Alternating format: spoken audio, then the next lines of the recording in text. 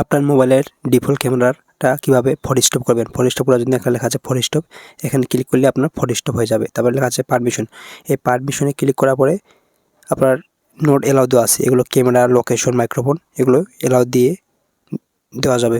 এগুলো আমি আজকের ভিডিওতে দেখাই দিব কীভাবে করতে হবে। প্রথমে সেটিংয়ে ক্লিক করতে হবে, সেটিংয়ে ক্লিক করার পরে একটা নিচে আসার পরে লেখা আছে অ্যাপসে ক্লিক করতে হবে।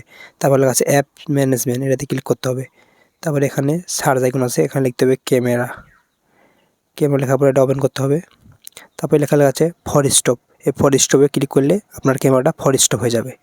তারপরে এখানে লেখা আছে পারমিশনে এখানে ক্লিক করতে হবে। পারমিশনে ক্লিক করার পরে দেখেন আমার খালি এলাও দেওয়া আছে ফটো অ্যান্ড ভিডিও, এটাতে খালি পারমিশন দেওয়া আছে।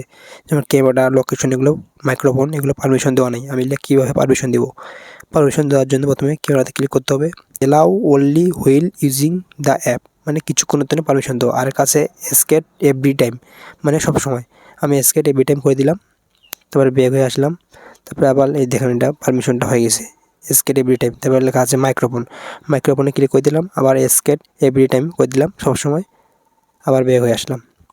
দেখেন microphone, camera, photos permission allow হয়ে গেছে। এভাবে আপনি আপনার সমাধানটা করতে পারেন। এগুলো করার পরে আপনার যদি অ্যাপটা হারাই যায় বা হয়ে যায়, তারপরে আপনি গুগল প্লে স্টোরে আসবেন। গুগল প্লে স্টোরে আসার পর সার্চ আইকনে আসবেন। সার্চ আইকনে আসার পরে যে অ্যাপটা হারাই গেছে, যেমন স্ন্যাপশট এখানে সার্চ দিবেন। সার্চ দেওয়ার পরে এখানে আপডেট আসলে আপডেট দিয়ে দিবেন বা ইনস্টল করে নেবেন, তাহলে আপনার কাজটা হয়ে যাবে।